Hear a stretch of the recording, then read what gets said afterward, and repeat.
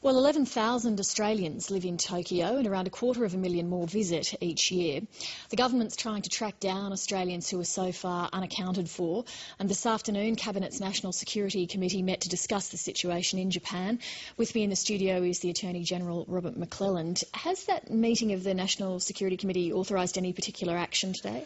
We basically received a report of the Urban Search and Rescue mission. The efforts being made, as you indicated, by DFAT to locate Australians in the area. We're still concerned about 140 Australians who are in the area, as well as receiving a briefing, of course, on the nuclear issue, which your news and coverage tonight has covered. Well, I'll go through all of those things in detail in a second. I just wanted to ask, though, the fact that the National Security Committee is meeting, does that imply that the government believes that there is some sort of national security threat to Australia from what's going on in Japan, particularly given the nuclear situation? The National Security meeting will meet if there is a threat to the safety and security of Australians either at home or abroad, and clearly there is a threat to the safety, and indeed there'll be Australians in distress, possibly injured, possibly worse abroad, but we're also concerned obviously with unfolding developments, so it's quite appropriate that the National Security Committee will look at these matters. On the unfolding developments around the nuclear threat, is Australia providing any assistance to Japan in terms of that? We've offered the assistance of 4 experts to work with the International Atomic Energy Agency to assist Japan. We haven't had a feedback as yet on that, but our officials, our experts, are talking one to the other about the various issues. So I think your coverage is accurately pointed, which was the formal advice to National Security Committee. It's too early to make a definitive prediction on what might happen there. You said you also had a briefing about the Australians who are unaccounted for at the moment. Just give us a sense of how many of those are still missing. Yes, well, we have about 140 that we're very concerned about in the area, but of the 11,000 Australians that reside there or visit, there could be any number who aren't registered.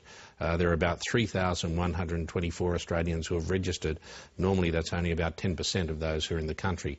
So it's quite hard to tell, in other words. It's very hard to tell. Not only do we try and find those who have registered, which is much easier, we have contact numbers, but we try and ask other Australians and officials of Australians they may know in the vicinity. So, I mean, we're doing radio ads. Our DFAT officers are going around to hospitals, to morgues, generally to make inquiries as to Australians who may be in the region. And we're talking there about people who live there. What about tourists?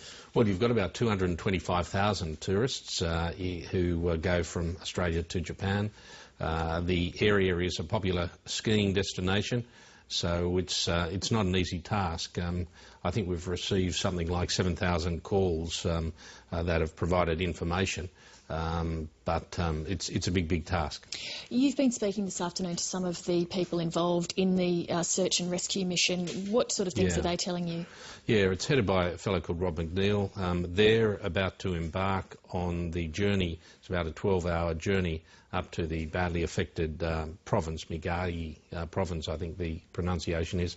The last third is going to be particularly difficult. They are timing that to arrive at that difficult part at first light. They obviously, and we've been at pains to ensure that they are away from the nuclear concerns, that they have sufficient protections, and we're working through the taskings that they'll have, which are obviously going to be distressing, grim in many circumstances, but they're prepared for that. Mr. McClelland, thank you very much for updating us tonight.